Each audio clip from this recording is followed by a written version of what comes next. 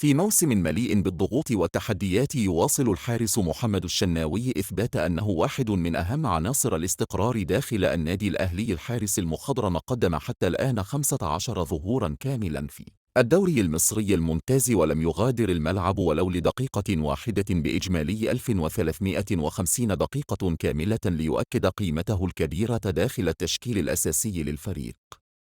ورغم صعوبة المباريات وقوة المنافسة، استطاع الشناوي أن يحافظ على متوسط تقييم جيد للغاية بلغ 6.87 وفقا لإحصائيات سوفاسوكور، حيث شهدت بعض المباريات تألقا واضحا للحارس الدولي، خاصة في مواجهة الإسماعيلي عندما حصل على تقييم 7.2، ثم وصل التألق أمام الجون بتقييم 7.9 ليؤكد حضوره القوي في اللحظات المهمة.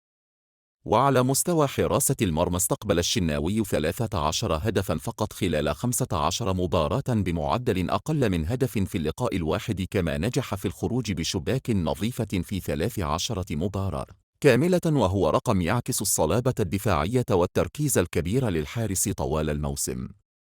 الحارس العملاق تصدى ل 26 كرة خطيرة بمعدل 1.7 تصد لكل مباراة بنسبة نجاح وصلت إلى 67%، كما تعامل بثقة كبيرة مع الكرات داخل منطقة الجزاء، حيث تصدى ل 18 محاولة من داخل المنطقة و8 محاولات من خارجها دون أن يسمح بمرور أي فرصة سهلة.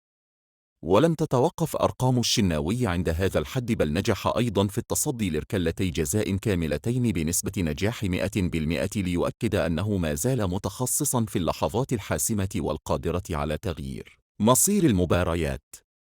أما على المستوى الهجومي، فلم يسجل الشناوي أي أهداف أو مساهمات هجومية، وهو أمر طبيعي لحارس مرمى، لكن الأهم يبقى تأثيره القيادي وثقته الكبيرة التي تمنح الأمان لخط الدفاع وتجعل الأهلي أكثر تماسكا طوال اللقاء. محمد الشناوي لا يقدم مجرد موسم عادي، بل يثبت مباراة بعد أخرى أنه قائد حقيقي داخل الملعب، وأن خبرته الكبيرة ما زالت تصنع الفارق في أصعب الظروف. والسؤال الآن: هل يستطيع مواصلة هذا المستوى حتى نهاية الموسم وقيادة الأهلي نحو لقب جديد في الدوري المصري الممتاز؟